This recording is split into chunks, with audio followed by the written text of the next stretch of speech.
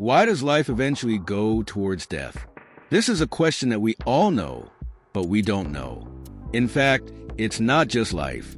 The Earth, even the whole universe, is born to die.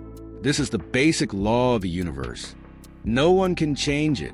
500 million years ago, in the distant M742 galaxy, there was an object that asked the captain, "What is the ultimate of the universe? What is injury?" This concept is extremely powerful, but it is not so easy to understand. In the early 19th century, physicists discovered that the driving force of the world was energy, and they successfully discovered the law of conservation of energy. The combination of energy is unchangeable, but there is a problem that can never be solved. That is, energy can never be 100% converted. They tried tens of millions of ways, but they couldn't reduce the energy consumption to zero. So, they wasted the energy that they couldn't use anymore and called it injury. Later, this concept was summarized as the second law of thermodynamics. Energy conversion will always cause injury. That is to say, there can never be a motion machine in the world. To put it simply, injury can be compared to chaos. The second law of thermodynamics has shown that all things will eventually be maximized due to injury. That is to say, if external force is not applied, things will always develop in a more chaotic state.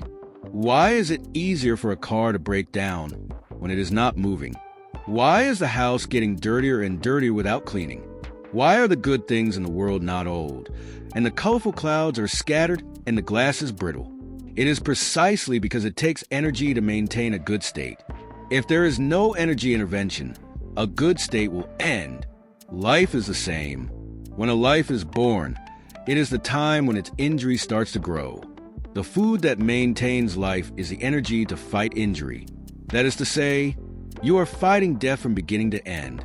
You can only reduce the speed of injury as much as possible, but you can't make it stop completely.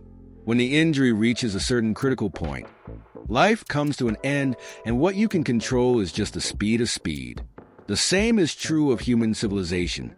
From the first time, human ancestors learned to use fire, to the rapid development of technology today. From a certain level, in theory, human society will not necessarily become more advanced and civilized.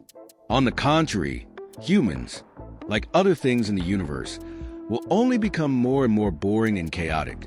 Why? The invention of high technology and the use of new energy are actually just using another way to suppress the accumulation of injuries. We need energy to make the world stable and orderly, and this requires a price, such as pollution, global warming, species extinction, etc. Physicists tell us that injuries can never be eliminated. We can only transfer chaos to other areas. From the moment scientists discovered injuries, they foresaw that life could not be eternal, and all things would be in chaos. From the moment the universe exploded 13.8 billion years ago, the universe was developing towards chaos. Small to life, large to the sky, it seems that some things were arranged in advance. The critical points of each thing are different. In the natural world, animals only live for 2 days, while turtles can live for hundreds of years. At the height of the sky, the lifespan of the sun is more than 100 billion years. 100 years is too short for the universe, but for humans, it seems to be long enough. According to the law of increase and injury, the universe will also die at some point in the future. What kind of energy controls the injury? What is beyond the universe? Maybe we'll never get the answer.